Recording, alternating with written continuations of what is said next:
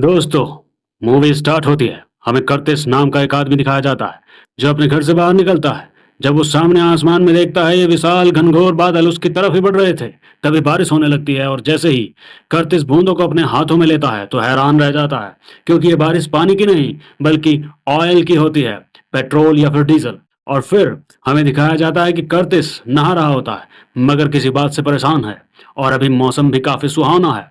दोस्तों, कर्तिस एक construction company में काम करता है और काम पर जाने से पहले अपनी पत्नी समंता और बेटी अहन्ना, जो कि सुन और बोल नहीं सकती, के साथ सुबह का नाश्ता लेता है। कर्तिस एक कंस्ट्रक्शन वर्कर है जबकि समंता सिलाई करती है और अपने हस्बैंड कर्तिस को फाइनेंशियली सपोर्ट करती है। दोस्तों, इन दोनों को हफ्ते में 3 दिन अहन्ना के स्कूल भी जाना पड़ता है ताकि वो अपनी बेटी से बात करने के लिए साइन लैंग्वेज सीख सकें, और ये लोग इसका इलाज भी कराना चाहते हैं, इसलिए इन्हें पैसों की थोड़ी किल्लत भी है। और साथ ही साथ समंता एक वेकेशन प्लान भी कर रही थी जिसके लिए उसने खुद काम कर करके बहुत पैसे जोड़ लिए थे, क्योंकि वो अभी तक कहीं वेकेशन पर नहीं गए थे। फिर दिखाया जाता है कि कर्तिस ने अपने घर के बाहर बहुत सारा बेकार का सामान रखा हुआ था, क्योंकि उसे लगता है कि उसके शहर में एक बहुत बड़ी तबाही आने वाली है, इसलिए वह एक शेल्टर बनाना चाहता है। एक शाम समंता अपने दोस्तों और उनके बच्चों के साथ समय बिताती है जो खेलने के लिए इकट्ठे हुए हैं। मौज मस्ती के बीच बच्चों में से एक बच्चे ने कीलों से भरा एक लकड़ी का टुकड़ा उठा लिया होता है, जिसके चलते समंता को लगता है कि किसी को चोट न लग जाए और उसे बाहर जाना पड़ता है, क्योंकि सुबह सुबह चिल्लाना ठीक नहीं होता। अब कर्तिस अपने कबाड़ को ठिकाने लगा ही रहा था कि अचानक आसमान में दोबारा काले बादल छा जाते हैं। कड़कती हुई बिजली एकदम से जमीन से टकराती है और एक भयंकर तूफान आता है। तभी बिजली का एक झटका जमीन पर गिरता है जिससे कर्तिस का कुत्ता चौंक जाता है और उग्र रूप से भौंकना शुरू कर देता है। तभी कुत्ता अपनी रस्सी तोड़ कर्तिस पर हमला कर देता है और उसके हाथ में काट लेता है। दोस्तों, अब हमें दिखाया जाता है कि कुत्ते के काटते ही कर्तिस जाग जाता है, और इससे हमें मालूम होता है कि कर्तिस सपना देख रहा था।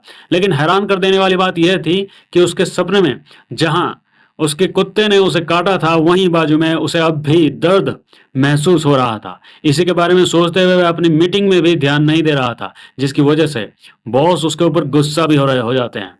पहले ही इस शहर में होने वाली कई बारिशों की वजह से उनका कॉन्ट्रैक्ट काफी डिले हो चुका था, और अब बॉस चाहते थे कि कर्तिस के साथ साथ सभी वर्कर्स ज्यादा से ज्यादा काम करें ताकि उनका कॉन्ट्रैक्ट टाइम पर पूरा हो जाए। मीटिंग खत्म हो जाती है और ये सब अपने अपने काम पर लग जाते हैं। जब कर्तिस अपना काम कर रहा था तभी वह देखता है कि आसमान में परिंदे आज अजीब गरीब तरीके से उड़ रहे होते हैं, और जब कर्तिस यह बात जाकर अपने दोस्त से पूछता है कि क्या उसे कोई आसमान में परिंदे दिखें, उसके ना में जवाब देने पर कर्तिस समझ जाता है कि ये सारी उटपटांग की चीजें सिर्फ उसी के साथ हो रही होती हैं। दोस्तों, कई घंटों के थका देने वाले काम के बाद कर्तिस अब अन्ना के स्कूल आता है जहां ये लोग साइन लैंग्वेज सीख रहे थे, पर क्योंकि ज्यादा घंटे काम करने की वजह से कर्तिस अपनी फैमिली को टाइम नहीं दे पा रहा था, इसलिए उसे साइन लैंग्वेज सीखने में कुछ ज्यादा ही टाइम लग जाता है। ये लोग अब स्कूल से घर के लिए निकलते हैं जहां रास्ते में बारिश शुरू हो जाती है, और हैरान करने की बात यह थी कि यह बारिश पानी की नहीं बल्कि ऑयल की थी, और इसी की वजह से कर्तिस को कुछ दिखाई नहीं देता, क्योंकि ऑयल की वजह से कार का शीशा ब्लर हो गया है और उनका एक्सीडेंट हो जाता है। कर्तिस की नाक से खून बह रहा होता है। ये देख उसकी बेटी भी डर चुकी थी, और इससे पहले कि ये लोग कुछ कर पाते एकदम से कुछ लोग आते हैं और जिनमें से एक कर्तिस को उसके गले से पकड़ लेता है तो दूसरा गाड़ी का शीशा तोड़कर उसकी बेटी को गाड़ी की विंडो से खींचकर बाहर ले जाता है। कर्तिस अपनी बेटी को बचाने की कोशिश करता है लेकिन वो उसकी बेटी को ले जा चुका है। अब फिर से हमें दिखाया जाता है कि कर्तिस बौखलाहट में जागता है, मानो किसी ने उसका गला दबा रखा हो, और हमें पता चलता है कि ये तो एक सपना था जो कर्तिस नींद में देख रहा था। अब वो अपने ख्वाबों से खुद भी परेशान हो चुका था, वो काफी बीमार लग रहा था, इसलिए समंता उसे देखकर परेशान हो जाती है। लेकिन कर्तिस कहता है कि तुम ज्यादा परेशान ना हो सकता है कि मुझे हल्का बुखार हो, और वो समंता से कहता है कि तुम्हें अन्ना को लेकर स्कूल चले जाना चाहिए। उसकी बातें सुनकर समंता चली जाती है।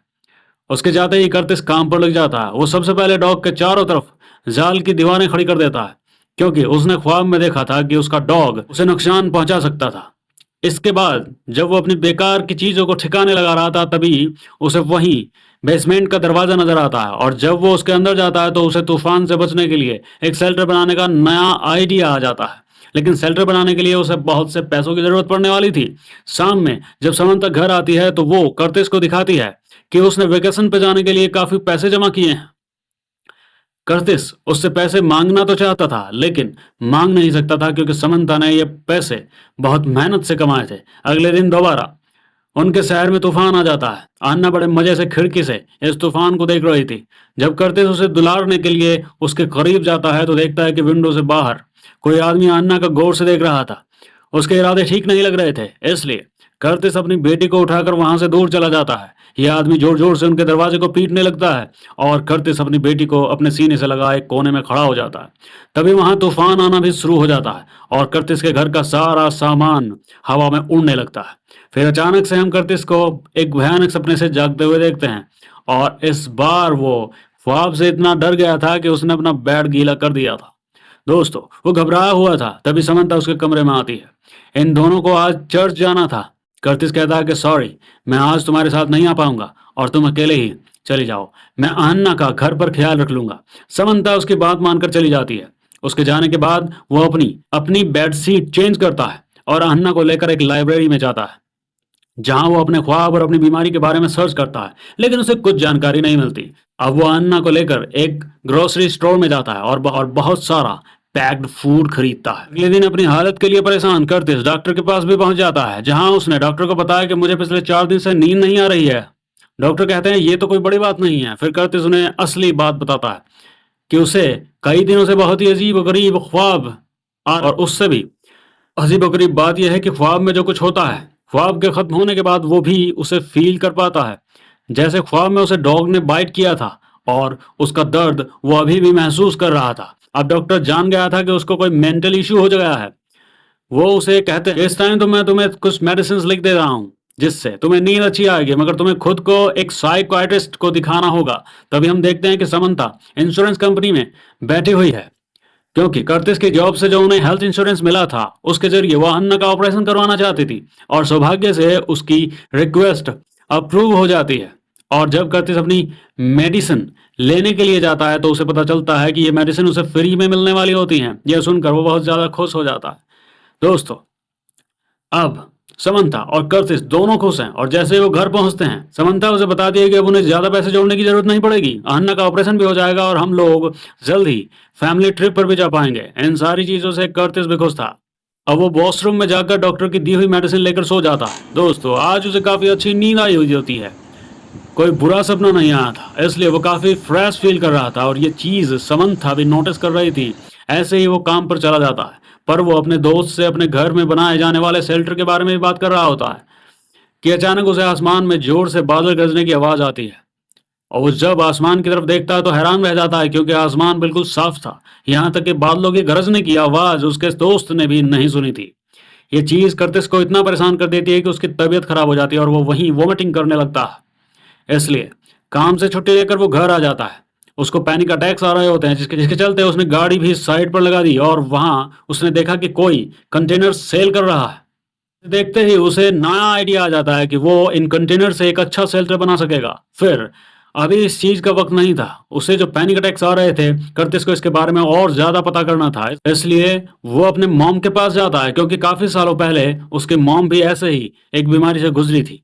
उन्हें भी पैनिक अटैक्स आते थे, अजीब अजीब और गरीब एलियंस के सपने आते थे, जिसके चलते उन्होंने घर भी छोड़ दिया था। कर्तिस और उसके भाई को उसके डैड ने अकेले ही पाला और फिर एक दिन उन्हें उनकी मॉम एक कबाड़ के ढेर के पास मिली, जिसके बाद कर्तिस और उसके डैड ने उन्हें एक प्राइवेट हॉस्पिटल में एडमिट करवा दिया। दोस्तों, कर्तिस अपनी मॉम से जानना चाहता था कि क्या ये सब जो उसके साथ हो रहा है वो उसकी मॉम की वजह से है, जेनेटिकली है। लेकिन इस टाइम उसकी मॉम को कुछ भी याद नहीं था, यहाँ तक कि उसे ये भी याद नहीं था कि कर्तिस उसका बेटा है। अब कर्तिस परेशान हो जाता है। अब एक ही ऑप्शन था, साइकाट्रिस्ट से मिलना, लेकिन उसकी हालत इतनी खराब थी कि वो वहां ड्राइविंग करके भी नहीं जा सकता था। इसलिए वह अपने डॉक्टर को कॉल करता है और उनसे कोई दूसरा ऑप्शन पूछता है। डॉक्टर उसे एक कंसल्टेंट से मिलने को कहते हैं। ये कंसल्टेंट उसकी अच्छी तरीके से बातें तो सुनती है, लेकिन वह भी कुछ नहीं कर पाती, क्योंकि वो एक साइकाट्रिस्ट नहीं है। मगर वो समझ जाती है कि जरूर कर्तिस को एक साइकाट्रिस्ट से मिलना चाहिए, उसकी सलाह लेनी चाहिए। अब दिन ब दिन कर्तिस का डर ज्यादा बढ़ने लगा था। उसकी हालत खराब हो रही थी। उसे लगा कि अब उसे हर हाल में शेल्टर बना लेना चाहिए, जिसके लिए काफी सारे पैसों की जरूरत पड़ने वाली थी। इसलिए वो अपना घर गिरवे रख देता है। पैसे मिलने के बाद अब उसे कुछ सामान भी चाहिए था। अपने घर के बाहर शेल्टर बनाने के लिए सबसे पहले खुदाई मशीन जो उसकी कंस्ट्रक्शन साइट पर थी, लेकिन वो उसके बॉस की थी। अपने घर ले जाकर यूज करना रूल्स के खिलाफ था, लेकिन यहाँ कर्टिस अपने दोस्त को अपने साथ मिला लेता है और ये लोग अपना काम शुरू कर देते हैं। और जब समंता अपने घर ये सब कुछ होता देखती है तो उसकी और कर्टिस की लड़ाई हो जाती है। इसी बहस में समंता को यह भी पता चलता है कि कर्टिस ने एक बहुत बड़ा लोन लिया है, जिसे सुनकर वो और भी ज्यादा परेशान हो जाती है, क्योंकि पहले ही ये लोग फाइनेंशियली स्टेबल नहीं थे। इनके खर्चे बहुत मुश्किल से चल रहे थे। ये लोन कैसे चुकता करेंगे? टेंशन से समंता की हालत पतली हो जाती है और वो रोने लगती है। कर्टिस उसे अकेला छोड़ बाहर चला जाता है, क्योंकि वो भी कुछ अच्छा फील नहीं कर रहा होता है। बाथरूम में जाकर वो डॉक्टर की दी हुई मेडिसिन लेता है और आज वो डोज बढ़ा देता है, लेकिन आज ये मेडिसिन भी कोई काम नहीं करती। उसे दोबारा एक डरावना सपना आता है, जिसे देखते हुए वो चीखें मारने लगता है। दोस्तों, समंता ये नोटिस करके उठ जाती है और जब वो कर्टिस को हिलाती है तो उसके नाक और कान से खून आ रहा होता है। ये देखकर वो डर जाती है। उसने जल्दी से एम्बुलेंस को कॉल किया, लेकिन कर्टिस अपने आप को उस पैरामेट्रिक टीम से चेक ही नहीं करवाता और ना ही उनके साथ जाता है, क्योंकि उसे लग रहा था कि ये सब बिल्कुल नॉर्मल है। उनके जाने के बाद कर्टिस ये फील किया कि समंथा उसकी वजह से बहुत परेशान है, इसलिए आज वो समंथा से कुछ नहीं छुपाता, उसे सब कुछ बता देता है। उसकी मानसिक स्थिति, उसकी कंडीशन और उसे आने वाले वो भयानक सपने, एक एक चीज जो उसके साथ हो रही थी। उसकी हालत को सुनकर समंथा कर्टिस को ढांढस बंधाते हुए उससे कहती है कि तुम परेशान मत हो, ये सब ठीक हो जाएगा। हम साइकाट्रिस्ट के पास जाएंगे और तुम पहले जैसे हो जाओगे। कर्टिस अगले दिन अपने बॉस के पास जाता है और अपने ही दोस्त को अपनी टीम से दूसरी टीम में शिफ्ट करने को कहता है, क्योंकि लास्ट नाइट जो उसने ख्वाब देखा था उसमें उसने देखा था कि उसकी जान को उसके दोस्त से ही खतरा था, इसलिए उसने अपने आप को अपने दोस्त से भी दूर कर लिया था। काम से वापस आते हुए उसने 3 गैस मास्क भी खरीदे और घर आकर उसने कंटेनर को जमीन के नीचे शिफ्ट कर दिया, यानी उसने अपना सेंटर कंप्लीट कर लिया था। और जब ये काम कर रहा था तब यहाँ उसके पास उसका भाई भी आता है। उसका भाई उसे समझाता है कि तुम जो कर रहे हो गलत कर रहे हो, ऐसे शेल्टर बनाने की कोई जरूरत ही नहीं है। लेकिन कर्टिस उसकी भी एक बात नहीं सुनता। रात में उसे दोबारा सपना आता है, जिसमें उसने देखा कि समंता किचन में खड़ी है और वो पूरी भीगी हुई है, अपने पास पड़े हुए चाकू को देख रही है, ऐसे ही जैसे वो अभी इसी चाकू से कर्टिस के ऊपर हमला कर देगी। लेकिन इशारे कर्टिस उसे इशारे से मना करता है और अचानक उसकी आंखें खुल जाती हैं। इस सब से वो और भी ज्यादा डर जाता है और जब सुबह समंथा ब्रेकफास्ट के टाइम उसे टच करती है तो कर्टिस उसे भी अपने आप से दूर कर देता है, मानो उसे कोई शौक लगा हो। समंथा उसे बताती है कि बाहर तुमसे तुम्हारे बॉस मिलने आए हैं। उनके बॉस उसके लिए एक बुरी खबर लाए थे। जो चीजें उसने इल्लीगली अपनी कंपनी के इस्तेमाल की थी अपना शेल्टर बनाने के लिए, उसकी इन हरकत की वजह से उसे जॉब से निकाल दिया गया था। अब उसके पास सिर्फ 2 हफ्तों के लिए हेल्थ इंश्योरेंस थी, जिसमें वो अपनी बेटी का इलाज करवा सकता था। कर्टिस अपने बॉस को बहुत समझाने की कोशिश करता है कि ये सब करना उसकी मजबूरी था, लेकिन बॉस उसकी एक बात नहीं सुनता और यहाँ से चला जाता है। ये बुरी खबर सुनकर समंथा तो पागल ही हो जाती है, क्योंकि पहले ही वो लोग अपने घर से अफोर्ड नहीं कर पा रहे थे, ऊपर से कर्टिस ने लोन भी ले लिया था और अब जॉब भी नहीं रही। इन सभी चीज़ों के बारे में सोचते हुए वो गुस्से से कर्टिस को थप्पड़ मार देती है। अन्ना को यहाँ से ले जाती है, लेकिन ये गुस्सा उसका, वो जानती थी कि कर्टिस की हालत ठीक नहीं है, इसलिए शाम को वो अपने जमा किए हुए सभी पैसे लेकर कर्टिस के पास आती है और उसे कहती है कि इन पैसों से तुम अपना लोन चुकता कर दो। मैंने अपना 20 ट्रिप कैंसिल कर दिया है। और हाँ, रही बात अन्ना के इलाज की, तो मुझे लगता है कि अब हमें दोनों को नए काम ढूंढने पर फोकस करना चाहिए, ताकि हम पैसे जमा करके अन्ना का इलाज करवा सके और साथ में तुम्हारा भी। मेरी बात मानो कर्टिस, तुम्हें सच में एक साइकियाट्रिस्ट की जरूरत है। कर्टिस इस टाइम उसके हाँ में हाँ मिला देता है, जिसके बाद वो और समंथा अन्ना के स्कूल डिनर के लिए जाते हैं। इस स्कूल डिनर में कर्टिस का वो दोस्त भी आया हुआ था, जिसने शेल्टर बनाने में उसकी मदद की थी। वो कर्टिस को देखकर गुस्से से पागल हो जाता है, क्योंकि कर्टिस की वजह से उसकी भी जॉब चली गई थी। वो यहाँ सब लोगों के सामने कर्टिस से बदतमीजी करता है और सब लोगों को पता देता है कि कर्टिस ही है जिसने उसे इलीगल काम करने को बोला था। वो कर्टिस की मेंटल कंडीशन के बारे में नहीं जानता था, इसलिए उसे ज्यादा गुस्सा इस बात पर था कि जब वो कर्टिस का दोस्त था तो उसे लगा कि कर्टिस ने उसे धोखा दिया है, उसको अपनी टीम से निकाल कर। इन सारी बातों को सुनते ही कर्टिस भी गुस्से में आ जाता है और खड़े होकर अपना टेबल ही गिरा देता है और जोर जोर से चीख कर सब लोगों को बताता है कि तुम सब मुझे पागल समझ रहे हो, ऐसा नहीं है, मैं जो कह रहा हूं वो ठीक है।